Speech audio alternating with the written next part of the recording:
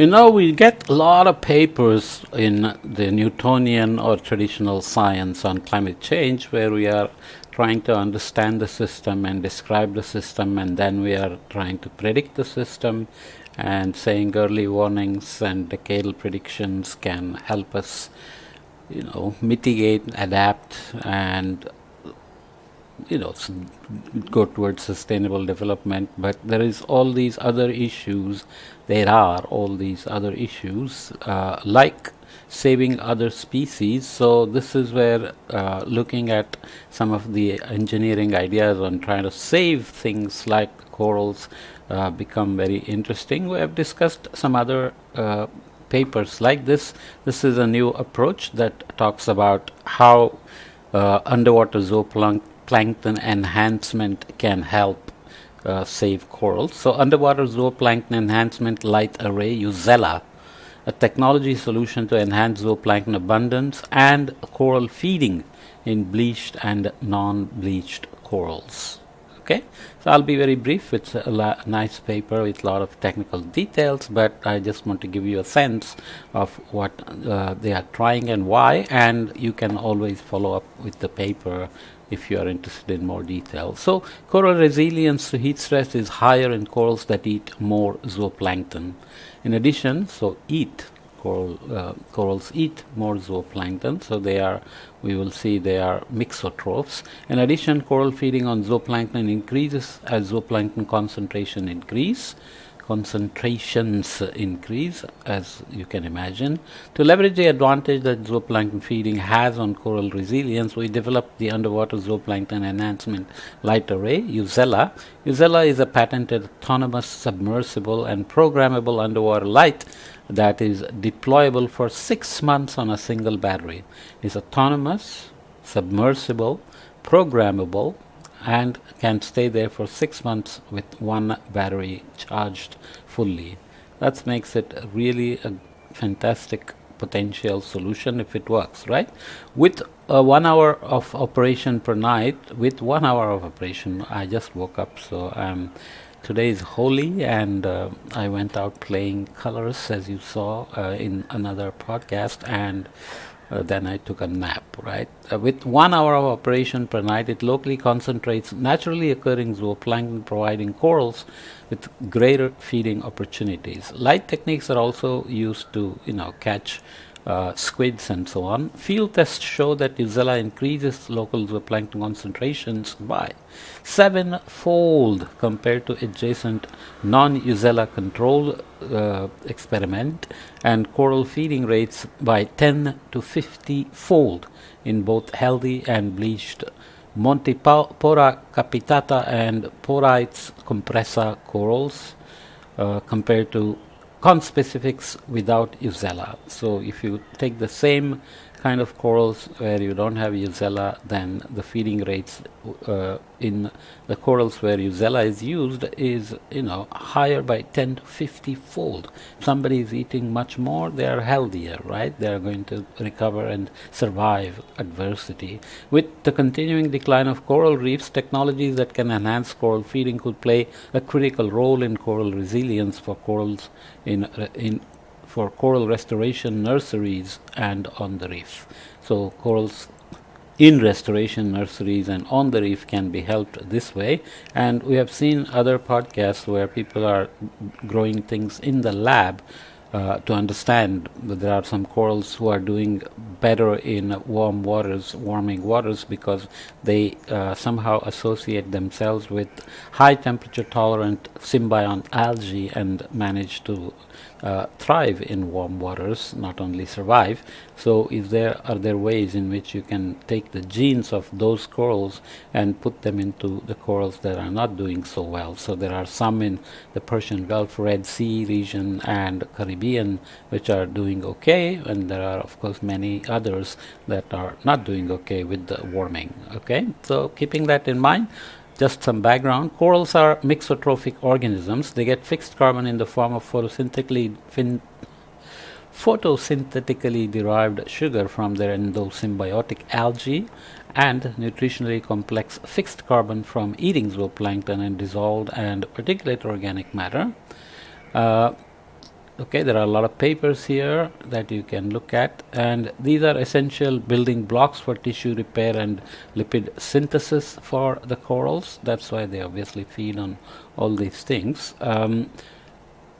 Okay, lots of references here.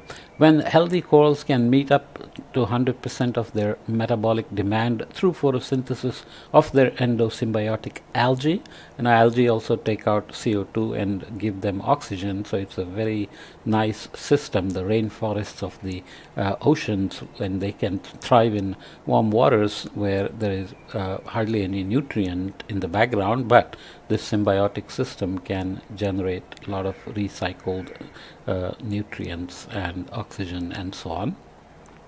Also, up to 40% of the metabolic demand is met by eating zooplankton. The ratio of autotrophy to heterotrophy can vary among species and among environments within a species, of course, and corals supplied with zooplankton have higher energy reserves and skeletal growth rates than corals deprived of zooplankton. However, when corals are bleached, the proportionate contribution of photosynthetically derived sugar dramatically decreases, and zooplankton is an even more critically important food source. So let's say warming is happening and bleaching is happening, which means the symbiotic algae die away and the color of the corals comes from all those algae, and then the fish follow. Of course, you have lots of colorful fish and coral reefs. And when bleaching happens, even naturally during El Nino and so on, all those algae disappear and then corals become white, and that's why you call them bleaching. But they won't die if they are able to manage their metabolic demands by feeding on zooplankton, but zooplankton have to be available, because if phytoplankton disappear, then zooplankton also tend to disappear, but this Eusella can enhance the zooplankton abundances. When corals are exposed to seawater temperatures of 1 to 2 degrees centigrade above their mean summer maximum for as little as 10 days, the coral algal symbiosis breaks down. The corals lose their symbiodinaceae algae, symbiodinaceae. I'm not a biologist, and it shows, right? Anyway, they are symbiotic algae. The white skeleton is visible through the clear tissue of the coral host, giving coral a bleached appearance. So the basic polyp appears in its original color. When corals are bleached, they are no longer able to meet 100% of their daily metabolic demand through photosynthesis alone, making corals more reliant on heterotrophic capacity that buffers them from bleaching stress, which is what all the coral bleaching does. And with global warming, obviously we are worried that more and more bleaching is happening and more corals are dying. Corals with higher feeding rates are known to be resistant to bleaching and recover more quickly from bleaching events. Given the importance of zooplankton for coral nutrition, growth and resilience, a technology that could increase coral feeding has the potential to enhance coral persistence this century, that's 21st century. Underwater zooplankton enhancement light array, Eusella, is a provisionally patented autonomous, submersible and programmable underwater light that can operate for up to 6 months on a single battery when illuminated for 1 hour each night. So operational standards are there. You cannot run it all night, and then life of the battery goes down, of course. Zooplankton are naturally attracted to light at night. Therefore, Eusella can locally concentrate zooplankton. So feeders operate either during the day when light is naturally available, or at night they follow the light. So if you give artificial light, they will come together. In addition, coral naturally feed on zooplankton at night, and their ingestion of zooplankton increases with zooplankton abundance. Unlike light traps that operate for up to 40 hours, are larger sizes of 60 to 100 centimeter tall by 30 centimeter in diameter, and designed to be suspended in the water column. Okay, so that's Eusella. Uzella can operate autonomously for up to a month, is the size of a flashlight as opposed to these massive systems, and at 20 centimeter tall and 7 centimeter diameter compared to 60 to 100 centimeter tall and 30 centimeter in diameter.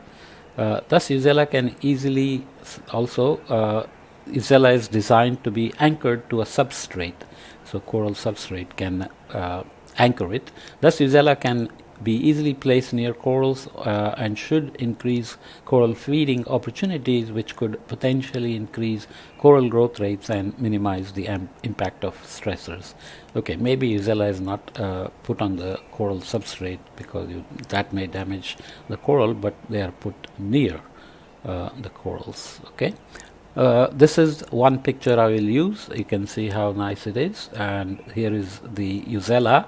There is another one, and it's got other paraphernalia. I suspect they are measuring a lot of things as well. Heat stressed and ambient temperature. A is Montipora capitata and Porites compressa corals. The coral ramets were deployed on a suspended rack in Hawaii Institute of Marine Biology with Uzella here, okay, and C blank Uzella control housing, so no non-Uzella. And Uzella was programmed to turn on each night for 1 hour. After 10 days, that's the Uzella turned on here for 1 hour each night. Here we are looking at Uzella. After 10 days, mesh covers were placed over corals during the day to limit feeding and ensure that corals had empty guts. The mesh covers were removed prior to Uzella's turning on. So they have a way of measuring whether feeding rates are going up, because if they are already completely full, then bringing together zooplankton with Uzella may not help. So they want to empty the gut and see if feeding rates in the control non-Uzella corals and Uzella corals actually are significantly different, and we saw that they are. So a very brief introduction to a very nice engineering approach. Will it work at large scales? No reason why not. So let's hope they will start to actually save corals with Uzella. Let's look at a few comments and recommendations. Possible side effects of Uzella include the depletion of zooplankton on the reef, ambient light at night, the light pollution, and impacts from the quality of light emitted by Uzella light emitting diode light. So there is always something to watch out for, unintended consequences. So if you just use light and then suck up you're not producing new zooplankton, you're just attracting zooplankton that are there, and they're distributed in a certain way in the natural setting, and by putting Uzella you are concentrating them, so you will have potentially other consequences. The ingestion rate of zooplankton by the corals appears to have no effect on natural zooplankton abundance, so zooplankton are responding to increased grazing by corals or feeding by corals. Zooplankton concentrations above the blank Uzella controls that were about 2 meters from the Uzella lights did not differ from those on the reef. Additional testing with larger scale deployments of Uzella is needed, of course, to confirm these findings. Ambient light at night has been found to disrupt coral larval behavior, gametogenesis, tentacle extensions, and spawning synchrony, as well as the circadian rhythm and behavior of other animals. So even we are having all kinds of circadian rhythm issues because of light pollution, and this works for many birds and so on as well. So if we provide artificial light, the corals, which are, they themselves are not phytoplankton, they are kind of a zooplankton polyps that provide housing for other phytoplankton, symbiotic phytoplankton, algae, and they have to produce and release their larvae, which then grow into further corals. So gametogenesis is basically production of sperms and eggs, and tentacle extensions to capture food and so on. However, in these studies, light at night was typically downwelling, i.e. shining on the corals, or diffusing over a large area for 6 or more hours per night. So there was background pollution as well. Fortunately, Uzella shines upward, illuminating an area of approximately 50 centimeter in diameter, does not illuminate the coral surface, so only indirect bright light for attracting zooplankton and is on for only 1 hour per night. Some details. In addition, light emitting diodes have been associated with positive effects on coral growth, but can have both positive and disruptive effects on other types of animals.